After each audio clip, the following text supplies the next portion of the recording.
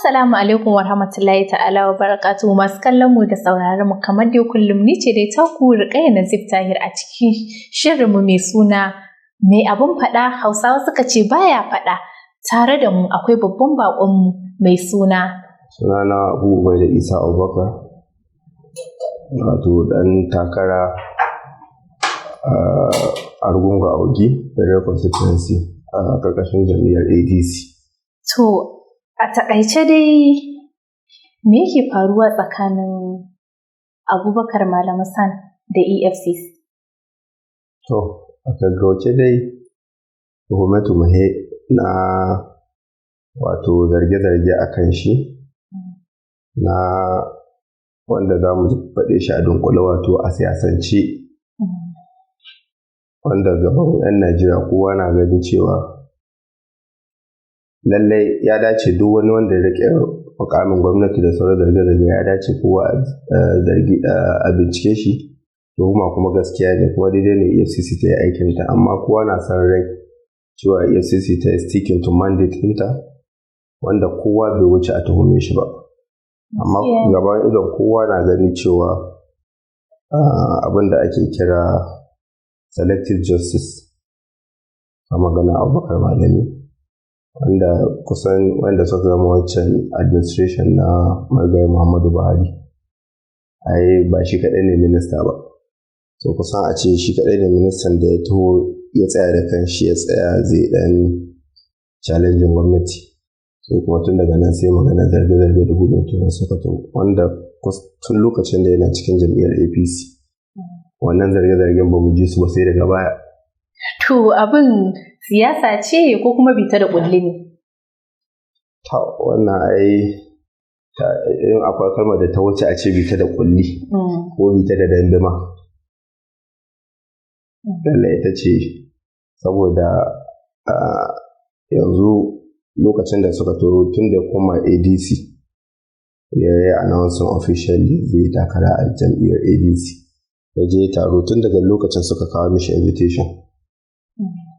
A EFCC na son ganin shi kuma wanda tun da suka fara maganar invitation ɗin nan babu lokaci ɗaya da suka neme shi da bai bi doka ba ya je a tambayoyi da suke mishi. So ya je na farko sun ba da belin shi akan ko shi suka buƙace shi yanzu, amma daga baya dan space ɗin da aka samu sai je ɗan taron shi a jihar Kebbi wanda wannan taron ne wanda gwamnati take ganin kamar zai kawo musu matsala, daga nan kuma suka sake ba shi sabon invitation wanda daga wannan lokacin ne suka rike shi, kuma duk wannan daidai ne, babu wanda ya wuce doka. In ana zargin ka ga abu daidai ne gwamnati ta bincike ka, amma in za a bincike ka a bi ka'ida rule of law, saboda in aka yi arrestin naka kana da dama 24 hours sai a tura ka kotu, amma ina ga Abubakar Malami ya samu kusan sati ɗaya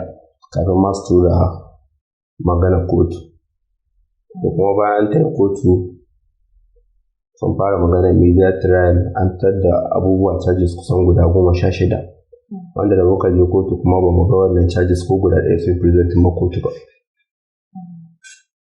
Ga kwata-kwata ba a bin tsarin doka cikin tuhume-tuhumen da zarge-zarge.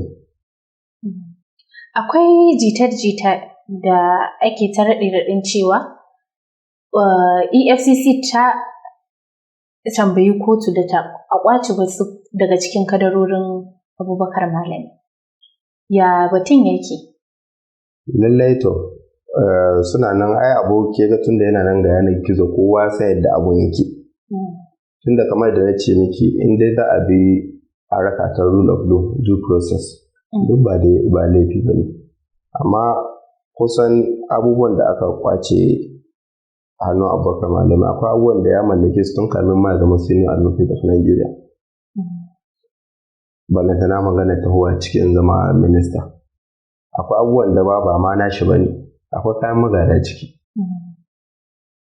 Da namu binciken ya nuna mana cewa akwai brother shi Marigayi Alhaji Zubairu kusan magajin 'ya'yan shi ne, su abubuwan suna hannun shi, amma da suka tashi da sun hada da wayannan abubuwan da abun da ya mallaka da akwai abubuwa da yawa da ma ya declare a code of conduct tun kafin ya zama ya shiga minista, wanda doka ce ta bada wannan damar in ka shiga office kai declare abun da kake da shi, in ka fita ma kai declare saboda a gaban banci yadda zai fi sauki ma ita EFCC fighting corruption din.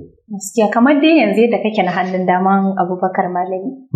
Menene kaga ya fi damunsa akan batunsa da EFCC?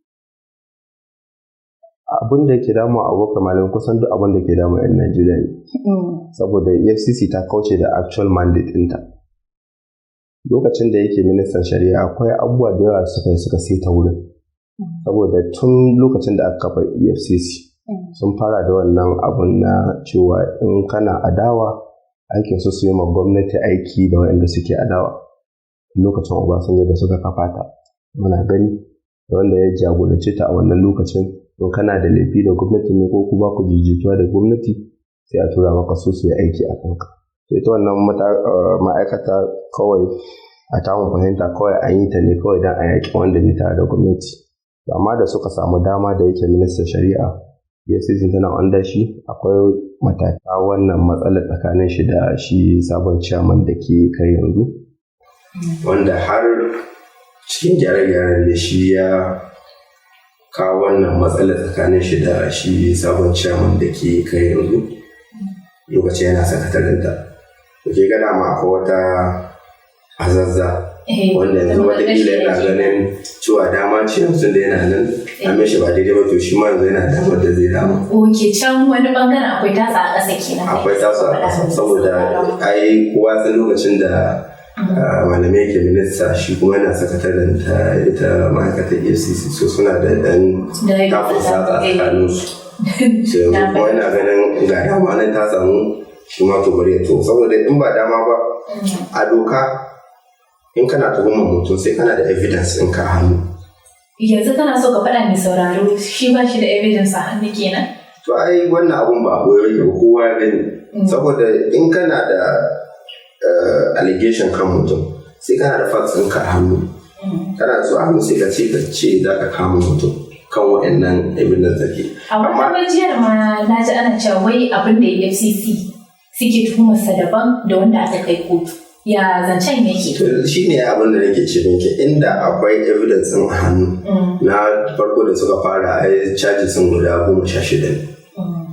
So kuma aka ba su a media saboda ba ta mishi suna, saboda 'yan Najeriya su gani su yi tunanin cewa ok dan wato akwai curiosity ciki, saboda 'yan Najeriya sun daɗe suna ganin ok wani ya samu dama kaza.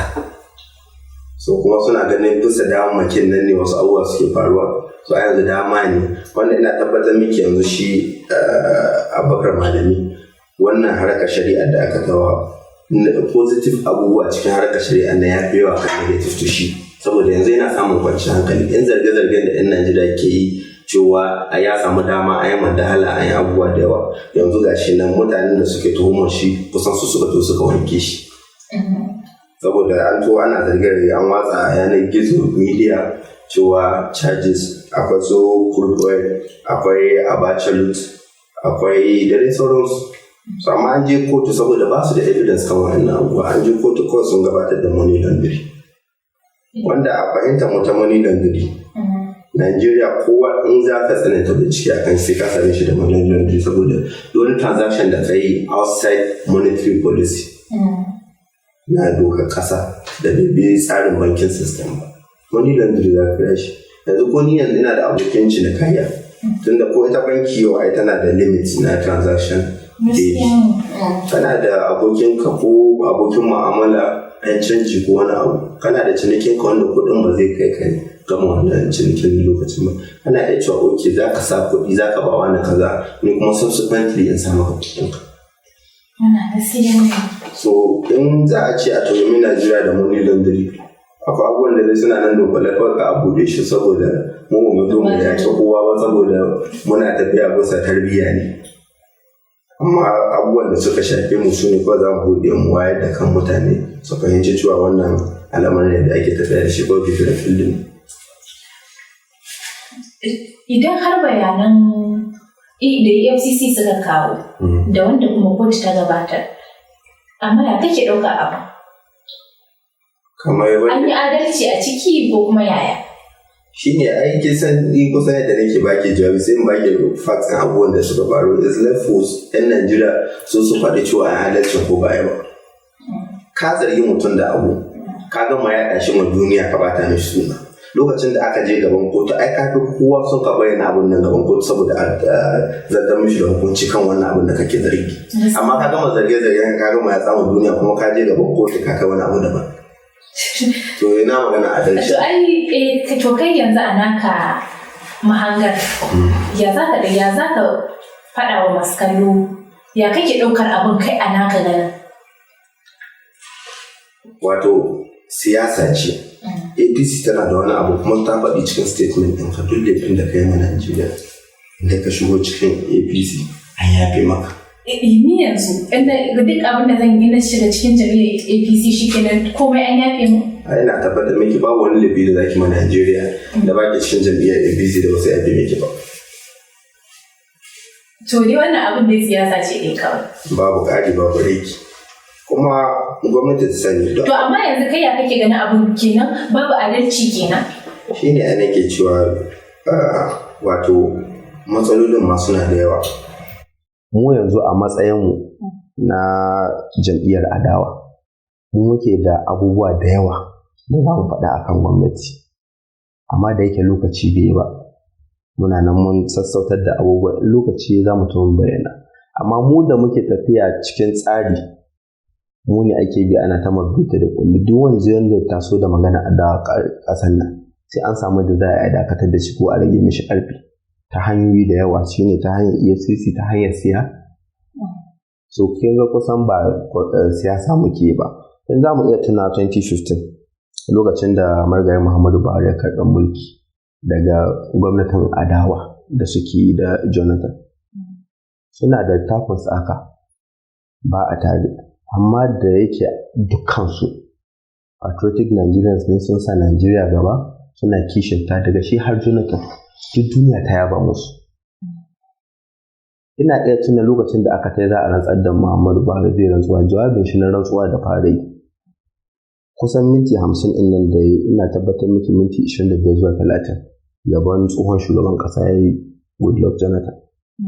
Duk wai haka a nuna ma duniya cewa mun shirya mu demokradiyya kuma za mu iya handling issues ɗinmu da kanmu. Shi yasa ke ga lokacin nan ƙasashen West muna da respect gare su sosai. Amma yau an waye gari lokacin da Muhammadu Buhari ya gama nashi wa'adin mulki zai sauka da shugaban ƙasa mai ci mai girma Bola Ahmed Tinubu. Tun ranar speech ɗin shi na farko na inauguration sai da ya yi kusan batanci ga marigayi Muhammadu Buhari, kowa na gani, wanda ma kukan toce jam'iyyar guda. So kaga duk irin waɗannan abubuwa yana ta nan ne za a nuna ma West cewa Najeriya we are not serious. Amma yanzu baka ganin masu kallon mu za su kalli wannan magana da kake yi ko dan kai dan adawa ne? Ba zancen adawa ba, maganar fact ne. Lokacin manta fa da APC na duk cikin ta muke. Gaskiya ne. Kuma wato ita siyasa ba magana kai ba ne, magana fatin ka ne. Fati za ta fara identifying mai ta fito ma 'yan Najeriya da shi. Based on wannan abubuwa da suka kafa sai su nemo waye ne ya cancanta ya jagoranci wannan abun, sai to ya ba su ba shi tiket da ya takara, haka ne? So a lokacin da aka haɗa jam'iyyar APC kusan dalili ɗaya ne da abin da ya sa aka haɗa ADC, wanda ma ina iya ce miki APC lokacin abin da ta yi campaign against ita PDP akan maganar tsaro ce. To yanzu in ADC suka taho suka sake wannan haɗakar don su haɗa manifesto su ga menene matafitan Najeriya da abin da za su ci Najeriya. In da maganar tsaro ce yanzu tsakaninmu da Allah matsala nawa muke da ita. Maganar tsaron ma ƙaruwa ta yi compared to da. Maganar economy ta yi da tarwatsewa. Da tun muna tunanin me gwamnati za ta yi. Yanzu ɗan Najeriya an waye gari tunanin yake ta ina ji gwamnati za ta biyo ta musguna mishi. kullum a fargaba muke. Kana tunanin yau ma ka sa kuɗinka banki matsala ne, za a kirkira wani abu da sunan haraji a kwashe maka abin da ka kana abin da gwamnati bata maka ba, ka taya kai ka samu al'amarinka kana rufa maka asiri, amma haka gwamnati ta biyo ka tana so ta karɓa. Ke ga fitattunan sun muna yawa. Shi yasa aka sake duba aka ga wannan dalilin da yasa aka haɗa jam'iyya a ceci Najeriya a wannan lokacin. Yanzu muke da rizima masu ƙarfi da ya kamata yanzu a sake wannan abun, saboda a kawo da wannan gwamnati da ba ta da gaba ba ta da baya. Yanzu kana nufin za ka ce masu kallon mu EFCC kenan su ma an siyasantar da su kenan? Ai duk wannan magana ni ba sai na faɗa, duk ɗan Najeriya suna kallon abin da yake faruwa ai. Bayan ni ne zan faɗa. To ai za mu so mu ji daga bakinka. To ai lallai magana haka take. To in EFCC yau ba ma sai an je da nisa ba. Ki faɗa min ɗan APC ɗaya da yake hannunsu da sunan suna zarge-zargen su. To ɗan APC bai riba komi na gwamnati kenan ko. Sai ɗan adawa shine. Ai aka ce abin mai aiki da aikinsa. To kuma duk wayannan abubuwan jirini ne suke jama Najeriya, because duniya na kallo ai. Gaskiya ne. Duniya na kallo. Duk irin abubuwan ne ya ja mana rai ne ya kawo mu ga matsalar da muke ciki da yau a gaban idon mu, abin da mu saba gari ba, a kawo mu Najeriya hari. Kuma tun da aka hari kamar bamu da shugaba. Ya fito ya ce wani abu, ya faɗa mana manufa ta hari. Na yin fage a ba mu haƙuri ne, akwai wanda ya ba haƙuri. Sai dai kullum lissafin ya za a yi wa asiyo wannan gwamna ya dawo na wannan gwamna. A to ana taron buɗe littafi, shugaban ƙasa ya to yana faɗa achievement cewa yanzu APC ita ce babban party a duk Afirka, babu wanda kai ta kafi, shi ne achievement. To masu kallon mu da kuma sauraron mu, bari mu je mu dawo.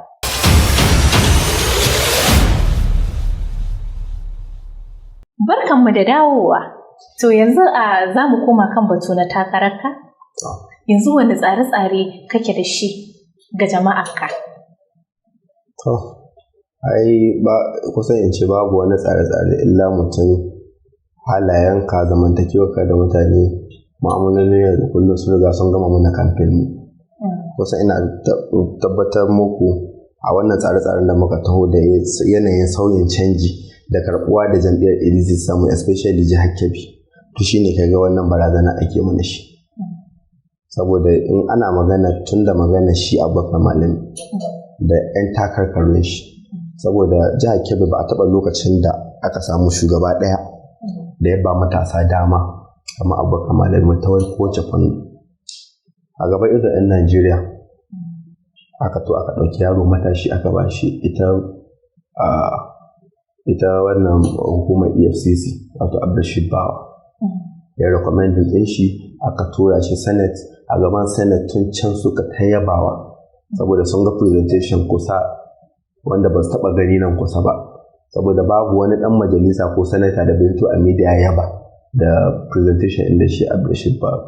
To haka tun daga wannan mataki har magana takara yanzu, Abubakar Malami shi ne ya jajirce yake ɗauka quality mutane, quality matasa, wannan da suke kawo wannan canjin nan da aka daɗe ana kururuwa a kawo mutane. Kowanne yake sashi in ke lura kika sa ido za ki ga yanayin irin ɗan takardar za a duk da very intelligent mutane da suka san me suke yi. Ni ke kamar constituency na tabbatar miki tun daga 1998 kawai dai muna da sunan wakilai a constituency na kamar Argungu, gari ne mai ɗimbin tarihi.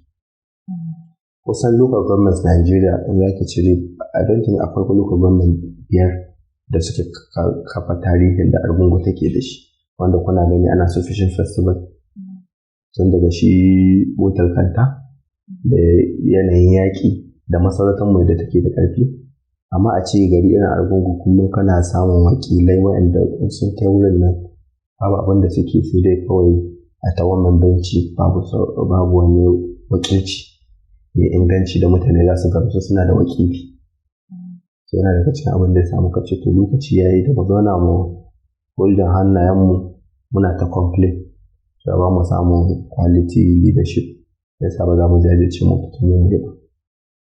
To yanzu wani jan hankali za ka yi wa jama'a akan maganar zaɓe?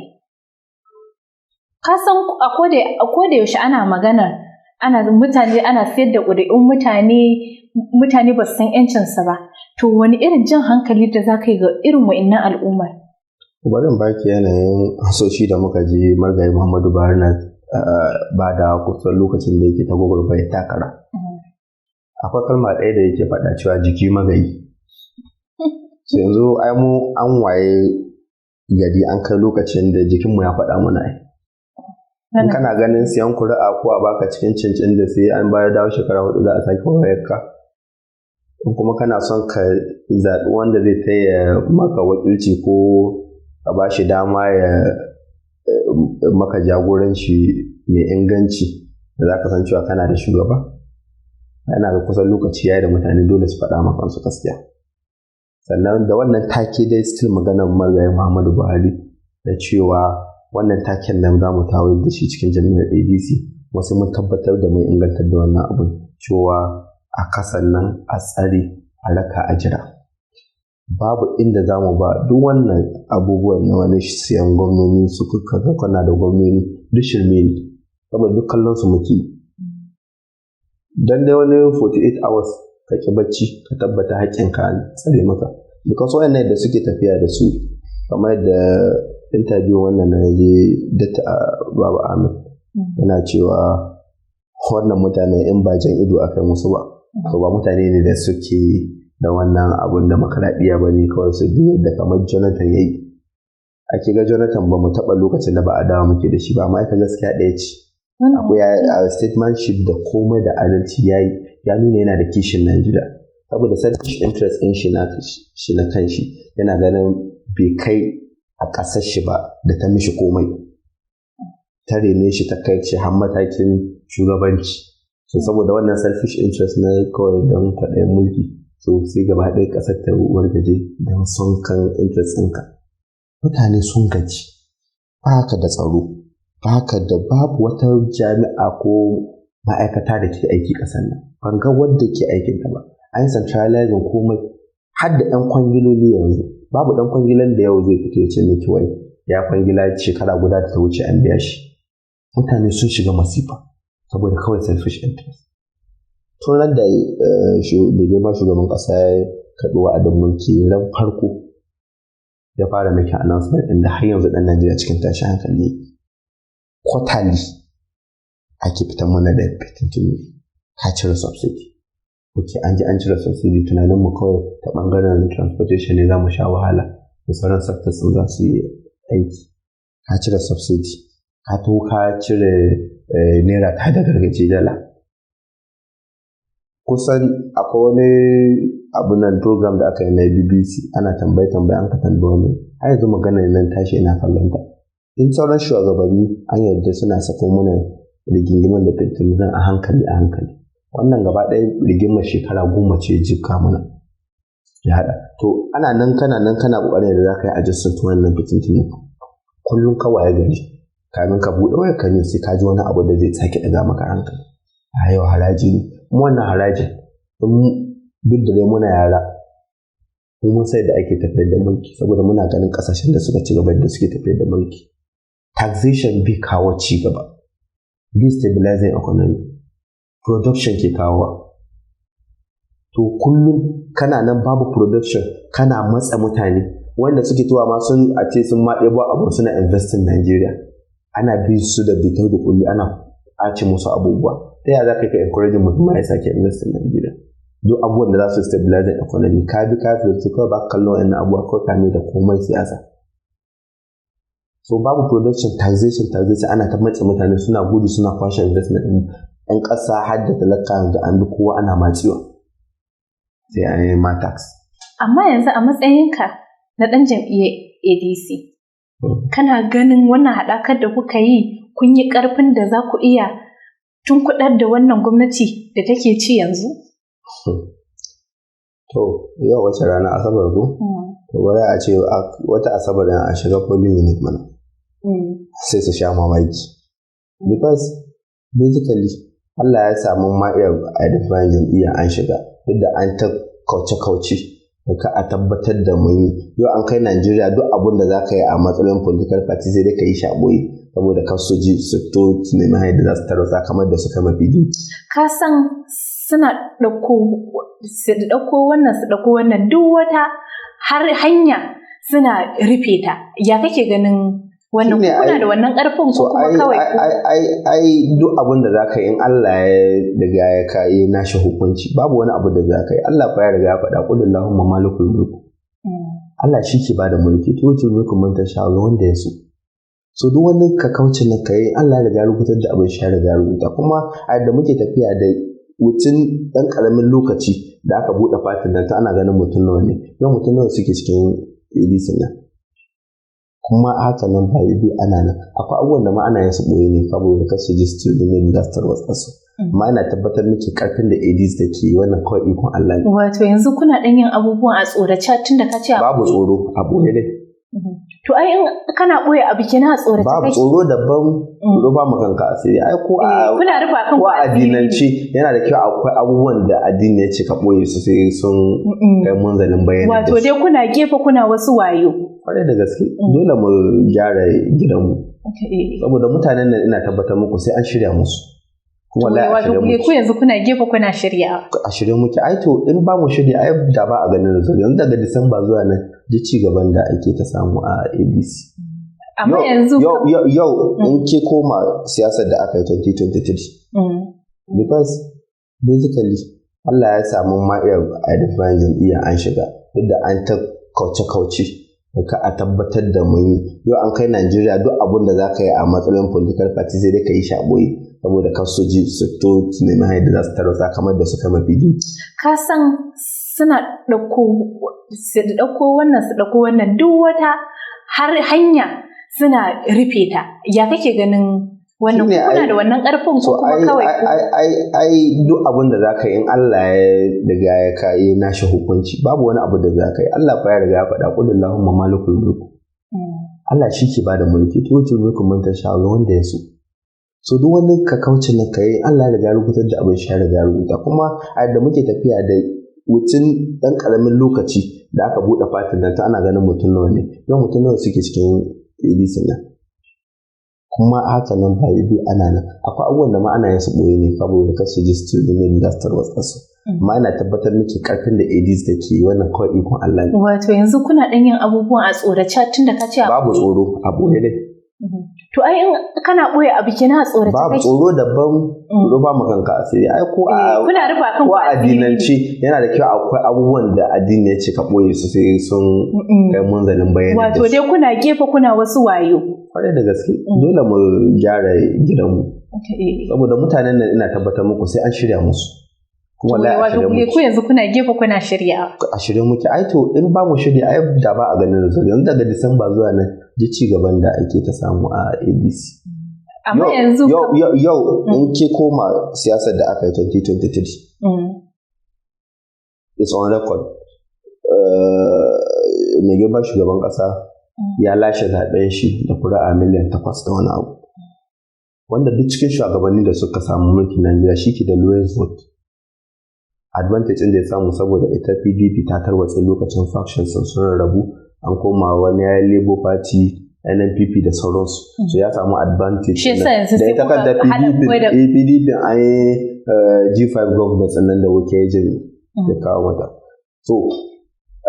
to yanzu kuma ADC ita kuma yanzu ta to duk wayannan mutanen kuma duk sun sake haduwa yana da miliyan 8 Obi na da miliyan 6,100,000 yanzu Atiku na da 6.9 to ko a haka mun samu result din da duk abin da za su yi kawai muna kallon su ne ba gwamnoni ba duk wanda zai koma wato ku yanzu kawai kun sa yanzu mun koma magana history Jonathan ko da aka shiga zaɓe yana da gwamnoni 27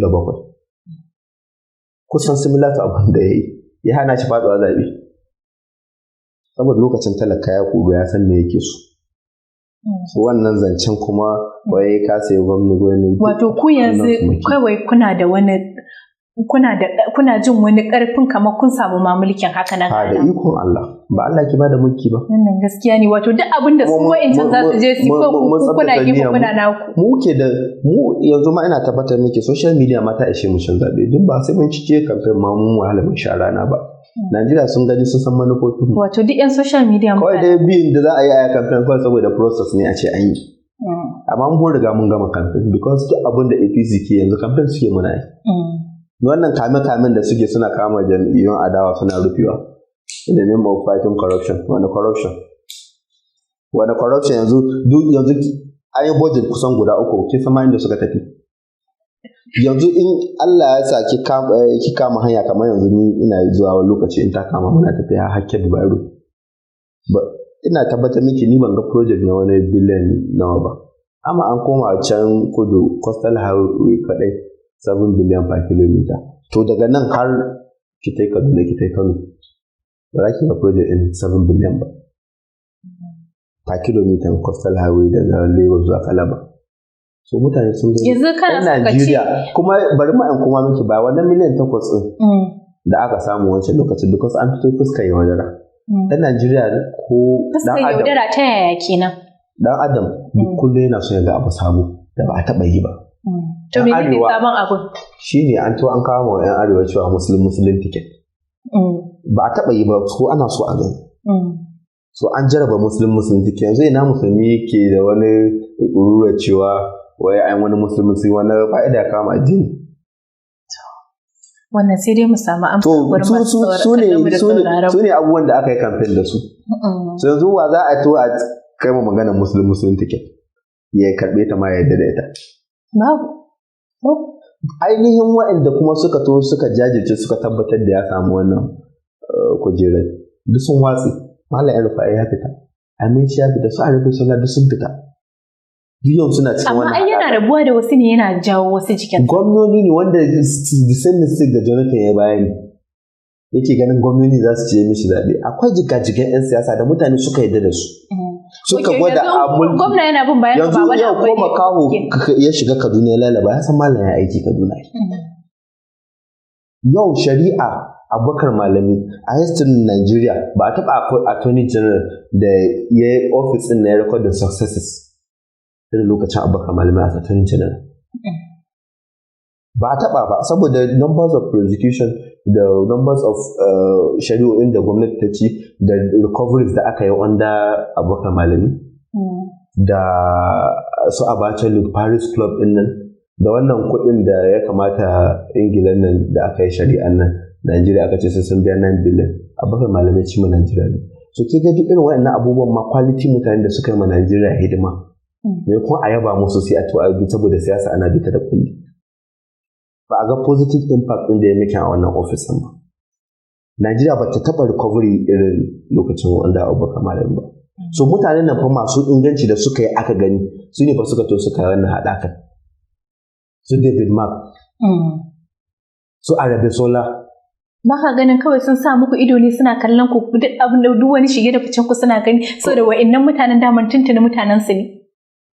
Kuma yanzu suna jawo wasu sababbi kuma suna bin gwamnoni suna ganin gwamnonin kamar gwamnonin ne za su ba su. Bari ki faɗa miki babu abin da siyasa take so irin loyalty.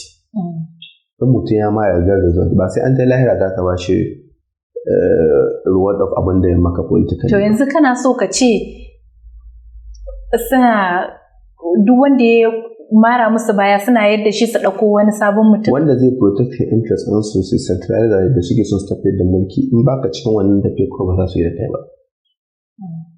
To kuma mutane da suka to suna da inganci kamar da na koma magana baya cewa APC an dasa yanzu kana so ka ce mana mutane masu inganci su yadda mutane masu inganci su ɗauko wanda ba su da inganci kenan sun ɗora a madadinsu?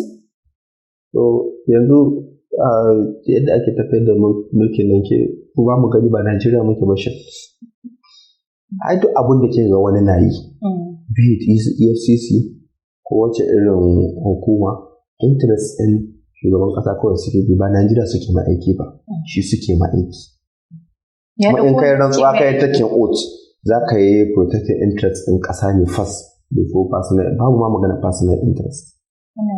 So amma yanzu yadda ake tafiyar da abin nan Najeriya bai sai talaka ta ina ma yake shi da cewa akwai gwamnati ta ina me ka tare mishi bayan ina abin da ya ajiye asusun shi ma shi ne yake tsone ma ido yake tunani ya za ka yi kaji. To a gurguje dai naga lokaci yana hararen mu, wani kira za ka yi wa jama'an Najeriya musamman ma 'yan yankinka? Mu jira lokaci kuma mu zama mutane masu tarbiyya. Duk jam'iyyar ADC jam'iyya ce da take karantar da tarbiyya tun daga matakin mulki, matakin mu'amala yau da kullum. Duk shugabannin manyan suna tabbatar mana duk abin da za mu yi kan mutunci, babu zage-zagen shugabanni. Ko duniya Allah na son wanda ake cutarwa, Allah yake son ya taimaka. Matasa su taso, wannan tafiyar matasa ce saboda ADC kanta ta yi alƙawarin kashi 75 na mukamai matasa za a bashi. So matasa ne suke jira, damar su ce ta taho. Kuma in damar nan ta taho, kai kokari kai abin da ya kamata saboda kakkai fulla amsan wanda sun ka baka damar nan. Because amana ce, duk kowa a kowane mataki na Najeriya akwai responsibility da Allah sai ya tambaye ka akai. Kowane mataki kake, matakin leadership ne, matakin kai da za a jagoranta ne, kai mai biyayya da da'a. So kowa akwai responsibility, kuma Qur'an nan taka Allah sai ya tambaye ka ne kai da ita. Because ba son ranka ka biyo ba, Najeriya kake gani cikin wani matsayi take, wani hali take ciki, kai yunkurin cewa wani kai yakinin cewa zai ta maka ƙasar ka. Because ba mu da wata ƙasa da ta wuce Najeriya. So dole mu haɗa kai mu cece ta. Because it's obvious da ake tafiyan nan ba mu tafiya a daidai. Wanda mun kasa muna da inganci kun gamsu da su, ku sa su gaba su fito su wakilce su muku adalci ko kuma ku yi biyayya. Na gode ƙwarai. To masu kallon mu da sauraron mu duka dai a nan muka kawo muku ƙarshen shirin namu mai suna mai abin faɗa, ni da na gabatar Ruqayyah Nazif Tahir. Ku ci gaba da bibiyar mu akan YouTube channel ɗin mu mai suna Abuja Network News Hausa. Bisalam.